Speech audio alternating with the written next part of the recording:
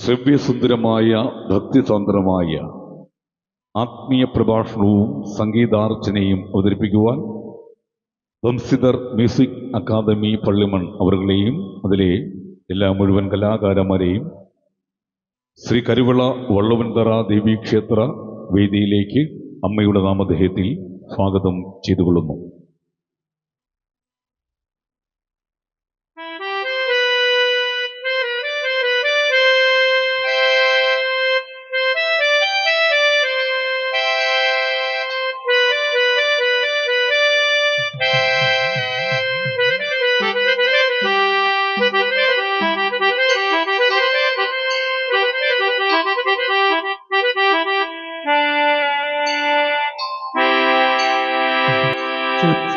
പ്രസാദി ഭഗവൻ ഗണനായകൂമി വിഘ്നങ്ങൾ തീർത്തു വിളയാടുക സർവകാലം സർവത്രകാരിണി സരസ്വതി ദേവി വന്നൻ നാവിൽ കളിക്ക കുമുദേശു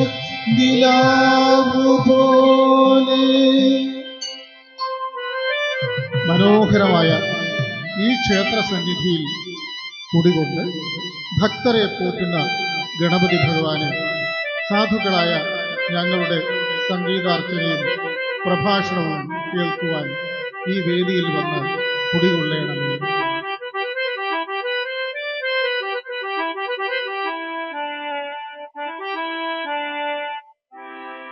വെള്ളപ്പളുമ്പു നിറമൊത്ത വിദഗ്ധരൂപി കള്ളം കളഞ്ഞു കമലത്തിലെഴുന്ന ശക്തി വെള്ളത്തിലെ തിരകൾ തള്ളി വരും കണക്കെ എന്നുള്ളത്തിൽ വന്നു വിളയാട് സരസ്വതി നീ. അല്ലയോ സരസ്വതി ദേവി, വാഗ്ദേവതേ, വെള്ളത്തിലെ തിരകൾ തള്ളിവരുന്ന പോലെ ഞങ്ങളുടെ നാവിൽ സംഗീതമായി വന്ന് നിറയണമേ, വാക്കുകളായി വന്ന് നിറയണമേ.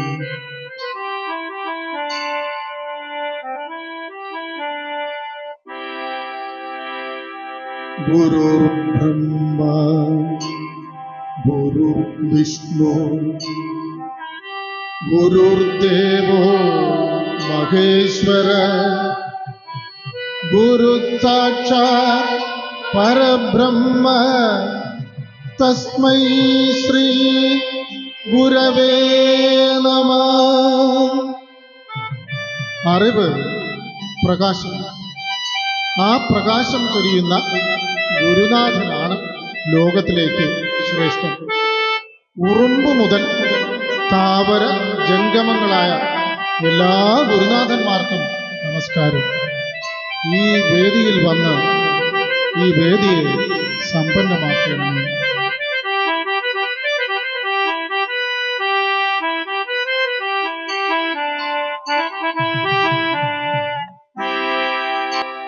ശിവം ശിവകരം ശാന്തം ശിവാത്മാനം ശിവോത്തമം ശിവമാർഗപ്രണേതാരം പ്രണതോസ്മി സദാശിവം.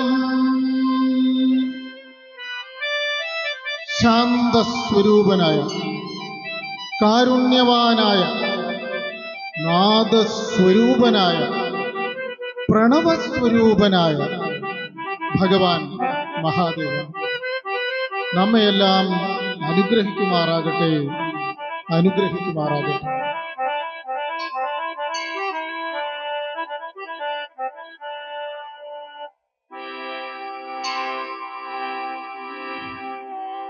പ്രിയമുള്ള സജ്ജനങ്ങളെ, എല്ലാവർക്കും സംഗീതാർച്ചനയിലേക്കും ആത്മീയ പ്രഭാഷണത്തിലേക്കും സ്വാഗതം. പരിപാവനമായ ഈ ക്ഷേത്രാങ്കണത്തിൽ ഒരു കൊച്ചു പരിപാടി അവതരിപ്പിക്കാൻ അവസരം തന്ന ക്ഷേത്ര ഭാരവാഹികൾക്ക് നന്ദി അറിയിക്കുന്നു. ഈ കലാപരിപാടിയിൽ അങ്ങോളം ഇങ്ങോളം പങ്കെടുക്കുന്ന കലാകാരന്മാരെ ഒന്ന് പരിചയപ്പെടുത്തുന്നു. ഞാൻ ബംസിധർ പള്ളിമൺ, റിട്ടയർഡ് മ്യൂസിക് ടീച്ചറാണ്. നമ്മുടെ നാട്ടിൽ വളർന്നു വരുന്ന എൻ്റെ ശിഷ്യരായ സ്കൂൾ കലോത്സവ പ്രതിഭകളായ 2 കുഞ്ഞു കലാകാരന്മാരാണ് ഈ പരിപാടിയിൽ അങ്ങോളം ഇങ്ങോളം സംഗീതം ആലപിക്കുന്നതും വയലിൻ വായിക്കുന്നതും കീബോർഡ് വായിക്കുന്നതും. നമ്മുടെ കൊച്ചു കൂട്ടുകാരൻ യാദവ് പള്ളിമൺ, എല്ലാവർക്കും അറിയാവുന്ന കൂട്ടുകാരനാണ്. ഇപ്പോൾ തന്നെ നമ്മുടെ ഈ പരിസരത്ത് തന്നെ ധാരാളം പരിപാടികൾ അവതരിപ്പിച്ചു കഴിഞ്ഞു. അദ്ദേഹമാണ് യാദവ് പള്ളിമൺ. അടുത്തത് ഗാർഗി വിശ്വനാഥ്, മുഖത്തലയാണ് സ്വദേശം, സ്കൂൾ കലോത്സവ പ്രതിഭയാണ്. ഇതുപോലെ ധാരാളം കൊച്ചു കൊച്ചു പരിപാടികളിലൊക്കെ പങ്കെടുക്കുന്നു. ഇതിനോടൊപ്പം തന്നെ ഈ കൊച്ചു കലാകാരി ആ കലാകാരിയുടെ പ്രതിഭ തെളിയിച്ചിട്ടുണ്ട്. അടുത്തതായി പ്രശസ്ത കലാകാരനായിട്ടുള്ള ശ്രീ സുജിത് ചാത്തന്നൂർ. അദ്ദേഹം ഗാനമേളകളിലും അതുപോലെ തന്നെ ഭാഗവത സപ്താഹങ്ങൾ, ഭാഗവത വായന, ഗാനമേള, വിവിധ കലാപരിപാടികളിലെല്ലാം അദ്ദേഹം പങ്കെടുത്ത് വളരെ സുപ്രസിദ്ധനായിട്ടുള്ള വ്യക്തിയാണ്. അപ്പോൾ ഞങ്ങളുടെ ഈ കൊച്ചു പരിപാടി എല്ലാവരും സശ്രദ്ധം കേൾക്കുകയും ഞങ്ങളെ ആശീർവദിക്കുകയും അനുഗ്രഹിക്കുകയും ഒക്കെ ചെയ്യണം എന്ന് അഭ്യർത്ഥിക്കുന്നു. എല്ലാവരെയും ഈ കൊച്ചു പരിപാടിയിലേക്ക് സ്വാഗതം ചെയ്യുന്നു.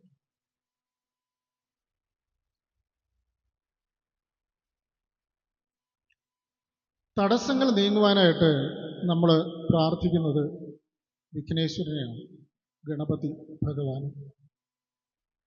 മുറം പോലുള്ള ചെവി, നീണ്ട തുമ്പി, ചെറിയ കണ്ണുകൾ, പെരുവയറ്, അങ്ങനെ അദ്ദേഹത്തിൻ്റെ രൂപം തന്നെ വളരെ ആകർഷകമാണ്. ഗണപതി ഭഗവാൻ നമുക്ക് ചില കാഴ്ചപ്പാടുകൾ തരുന്നുണ്ട്. മുറം പോലുള്ള ചെവി എന്ന് വെച്ച് കഴിഞ്ഞാൽ അറിവ് എന്നത് ഉറുമ്പ് മുതൽ ഉള്ള എല്ലാ പ്രാണികളിലും അടങ്ങിയിരിക്കുന്ന ഒരു സത്തയാണ്, ഒരു ജീവനാണ് അറിവ്. ആ അറിവ് എവിടെ കേട്ടാലും വളരെ ക്ഷമയോടുകൂടി അത് കേൾക്കണം എന്നാണ് ആ വലിയ ചെവി നമുക്ക് പറഞ്ഞു തരുന്നത്. അതുപോലെ നീണ്ട തുമ്പി, അത് എല്ലാ അറിവും ശേഖരിക്കുന്നതിനുള്ള മനോഭാവത്തെയാണ് കാണിക്കുന്നത്.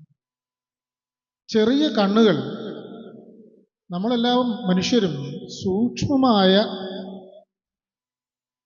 നേത്രങ്ങളോട് കൂടിയവരായിരിക്കണം. നല്ല സൂക്ഷ്മമായ കാഴ്ചപ്പാടുകളാണ് ഒരു ദേശത്തിലെ ജനങ്ങളെ അതിൻ്റെ ഉന്നതിയിലേക്ക് എത്തിക്കുന്നത്. പെരുവയറ് കിട്ടുന്ന അറിവുകളെല്ലാം അതിലിട്ട് ദഹിപ്പിച്ച് നല്ല അറിവിനെ എടുത്തുകൊണ്ട് ആ നല്ല അറിവ് നമ്മുടെ ജീവിതത്തിൽ പ്രയോഗിക്കുമ്പോൾ നമുക്ക് ഐശ്വര്യത്തിൻ്റെ മോദകം നമ്മുടെ മുന്നിൽ വരും. അങ്ങനെ ഐശ്വര്യവാന്മാരായിട്ടുള്ള നമുക്ക് മുന്നിൽ കാമ, ക്രോധ, ലോഭ, മോഹാദികളാവുന്ന എല്ലാ എലികളും നമ്മുടെ നിയന്ത്രണത്തിലാവും. അപ്പോൾ ഈ പ്രഭാഷണം കേൾക്കുന്നവർക്കും ഇത്തരത്തിലുള്ള ഗുണങ്ങൾ സൂക്ഷിച്ചാൽ വളരെ നല്ല അറിവുകൾ സമ്പാദിക്കാൻ പറ്റും. കഴിഞ്ഞ തവണ നമ്മുടെ മഹാദേവ ക്ഷേത്രത്തിൽ ഒരു കൊച്ച് പ്രഭാഷണം നടത്തിയിരുന്നു. ധാരാളം പേര് നല്ല അഭിപ്രായങ്ങളൊക്കെ പറഞ്ഞു. അതിൽ ഒരു ഗവേഷണ വിദ്യാർത്ഥി അന്ന് ഞാൻ അവതരിപ്പിച്ച ആ പരിപാടി, അദ്ദേഹം ഒരു ചരിത്ര ഗവേഷകനാണ്, അദ്ദേഹത്തിന് വളരെയേറെ പ്രയോജനപ്പെട്ടു, അത് നല്ലൊരു കാഴ്ചപ്പാട് നൽകി എന്നോട് പറഞ്ഞു. ശരിക്കും പറഞ്ഞാൽ അത്തരത്തിൽ വലിയ വലിയ മനുഷ്യർക്കൊക്കെ ഈ ചെറിയ മനുഷ്യൻ പറയുമ്പോൾ എന്തെങ്കിലുമൊക്കെ കാഴ്ചപ്പാടുകൾ കിട്ടുന്നുണ്ടെങ്കിൽ അത് എൻ്റെ ഗുരുനാഥന്മാർ എനിക്ക് പറഞ്ഞിരുന്ന അറിവിൻ്റെ ആ ഒരു ശേഖരത്തിൻ്റെ ഗുണം കൊണ്ടാണ്. അതുകൊണ്ട് എല്ലാവരും ആദ്യന്തം ഈ പ്രഭാഷണം കേൾക്കണം.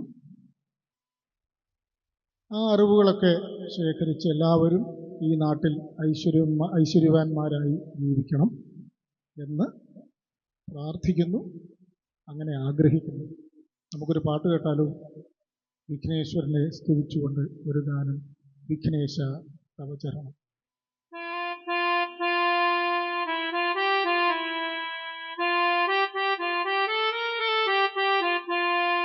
വിഘ്നേശ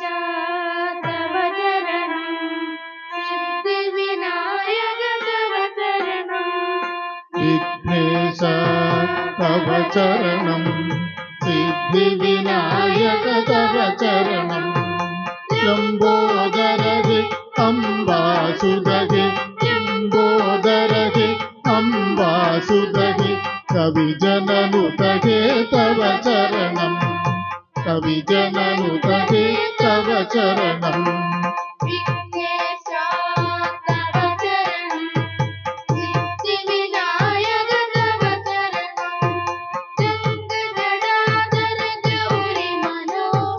ഗംഗജടാധര ഗൗരി മനോഹര കവിജനനുതഹേ തവ ചരണം കവിജനനുതഹേ തവ ചരണം.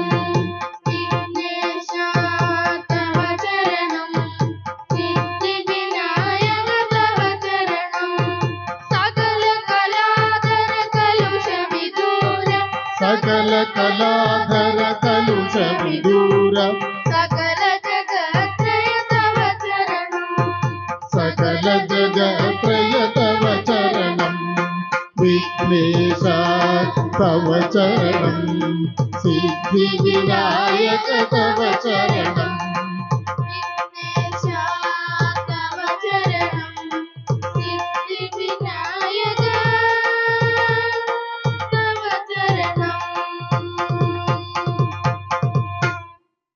ആത്മീയ പ്രഭാഷണം വളരെ മനോഹരമായൊരു കലയാണ് ആത്മീയ പ്രഭാഷണം. ആത്മ എന്ന് വെച്ചാൽ സ്വന്തം, ആത്മീയം എന്ന് വെച്ച് കഴിഞ്ഞാൽ തന്നെക്കുറിച്ച്, പ്രഭാഷണം എന്ന് വെച്ച് കഴിഞ്ഞാൽ മധുരമായി സംസാരിക്കൽ. അങ്ങനെ മധുരമായി സംസാരിക്കണമെങ്കിൽ നമുക്ക് വേണ്ടത് സ്നേഹമാണ്. സ്നേഹമാണ് അഖിലസാരമൂഴിയിൽ എന്ന് കവി പാടിയിട്ടുണ്ട്. സ്നേഹമുള്ളിടത്താണ് ദൈവം ഇരിക്കുന്നത്. മനോഹരമായ സംഘകാലത്തെ ഒരു കവിതയിൽ ഒരു വാക്കുണ്ട്, ചെമ്മണ്ണിൽ പെയ്ത മഴയാണ് സ്നേഹം. എന്ത് രസമായിട്ടാ! ചെറിയൊരു വരിയിലാണ് പറഞ്ഞത്, ചെമ്മണ്ണിൽ പെയ്ത മഴയാണ് സ്നേഹം. മഴ മണ്ണിൽ പെയ്താൽ എന്തായിരിക്കും? ഓരോ തരിയിൽ നിന്നും അടുത്ത തരിയിലേക്ക് വ്യാപിച്ച് വ്യാപിച്ച് വ്യാപിച്ച് അങ്ങനെ മുന്നോട്ട് പോകും. അങ്ങനെ സ്നേഹം എന്ത് ചെയ്യണം? ഒരിടത്ത് കെട്ടി നിർത്താനുള്ളതല്ല സ്നേഹം. സ്നേഹം ഇങ്ങനെ പരന്ന് എല്ലാവരിലും എത്തണം. സ്നേഹത്തെക്കുറിച്ച് എത്രയെത്ര പാട്ടുകളാണുള്ളത്. നമുക്കൊരു പാട്ട് കേട്ടാലോ?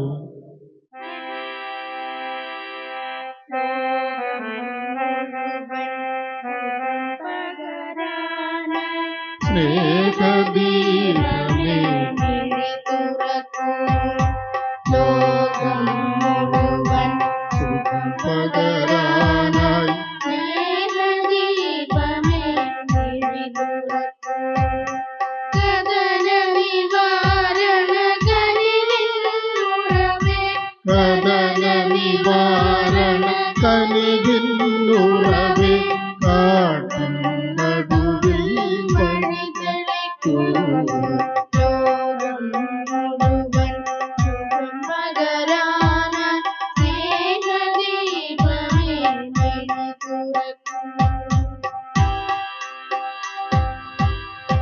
മനോഹരമായിട്ടുള്ള ഈ ഭൂമിക്ക് എത്ര പ്രായമുണ്ടെന്നറിയാമോ?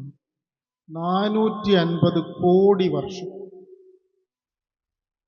ആഫ്രിക്കയിൽ നമ്മൾ മനുഷ്യരുടെ ആദിമ മനുഷ്യൻ ഉണ്ടായത് 60 ലക്ഷം വർഷങ്ങൾക്ക് മുമ്പാണ്. 20 ലക്ഷം വർഷങ്ങൾക്ക് മുമ്പ് ആ മനുഷ്യരിൽ നിന്നും പലരും പല ഭൂഖണ്ഡങ്ങളിലേക്ക് വ്യാപിച്ചു.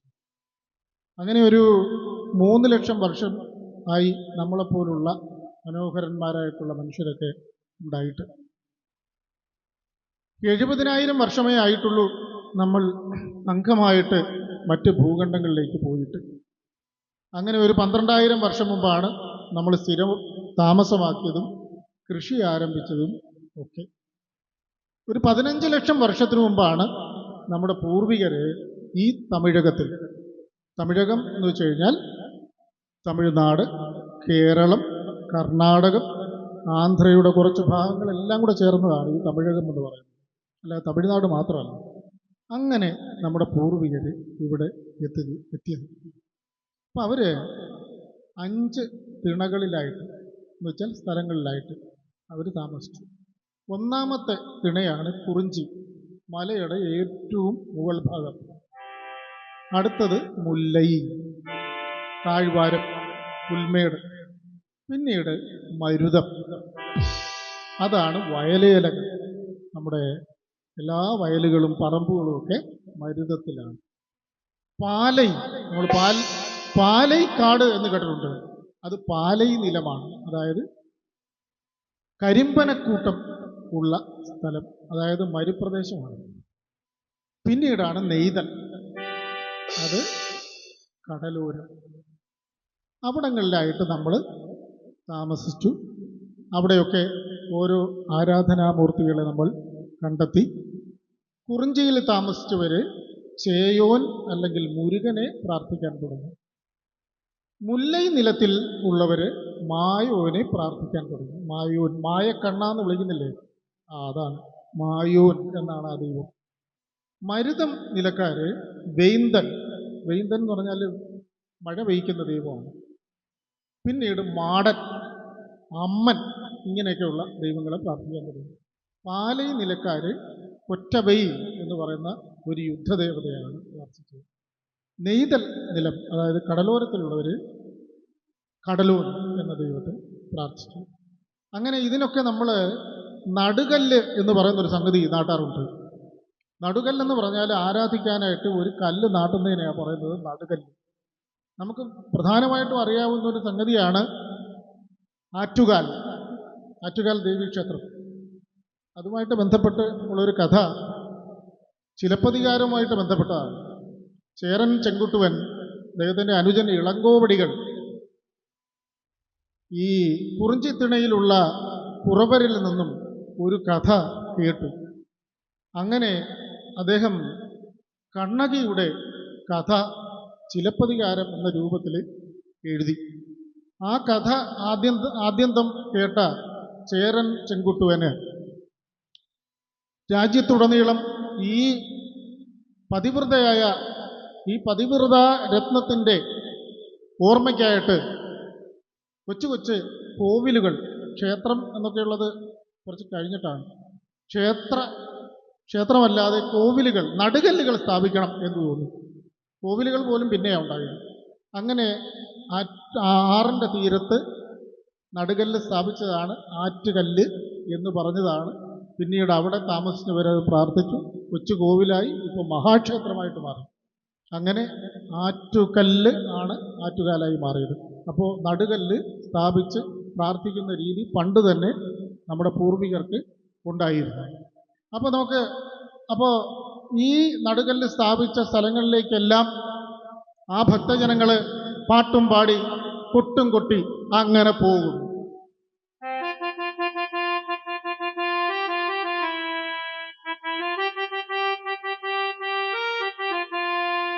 കുറുമ്പക്കാവിലമ്മ കുടപ്പുറത്തേറി വന്നമ്മ, കുടിയിരുന്നമ്മ പൊന്നിളം കാവിൽ വാഴുമമ്മ. കുറുമ്പക്കാവിലമ്മ കുടപ്പുറത്തേറി വന്നമ്മ, കുടിയിരുന്നമ്മ പൊന്നിളം കാവിൽ വാഴുമമ്മ. അമ്മേ നാരായണ, ദേവി നാരായണ,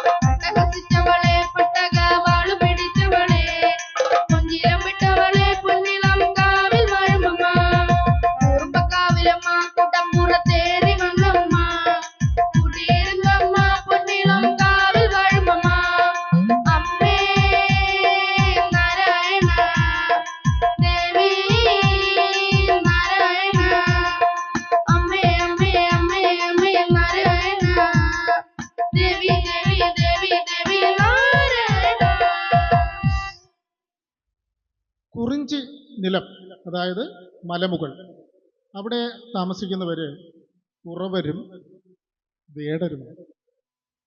അപ്പോൾ അവരുടെ ദൈവമാണ് ചേയോൻ അല്ലെങ്കിൽ മുരുകൻ. അവര് പാട്ടുപാടി കാവടിയാടി ദാ അങ്ങനെ പോവുകയാണ്. പൂക്കാവടി അതാ നീങ്ങുന്നു, പൂക്കാവടി, പാൽക്കാവടി ഇതാ നീങ്ങുന്നു, പാൽക്കാവടി, പീലിക്കാവടി ഒന്ന് വഴിമാറി കൊടുക്കണേ. വേൽക്കാവടി, അഗ്നിക്കാവടി, ഭസ്മക്കാവടി, പനിനീർക്കാവടി എന്നിങ്ങനെ വിവിധ തരത്തിലുള്ള കാവടികളാടി ആ കുറവരും വേടരും അങ്ങനെ പോവുകയാണ് മുരുകനെ പ്രാർത്ഥിച്ചുകൊണ്ട്. അവർ പാടുന്നു, ആടുന്നു.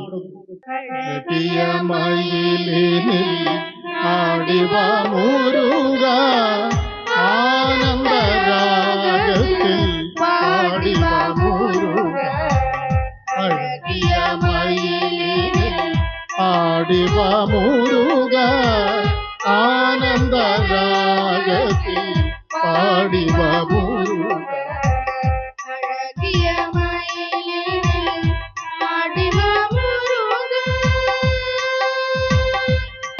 மனமுடன் இசைந்து மையலில் அடிக்க, மனமுடன் இசைந்து மையலில் அடிக்க, தினமுயர் வாழ்வே தித்திக்க தித்திக்க, தினமுயர் வாழ்வே தித்திக்க தித்திக்க, அழகிய மயிலில் ஆடிவ முருக ஆனந்த ராகத்தில், பாடிவ முருக அழகிய மயிலில் ஆடிவ முருக.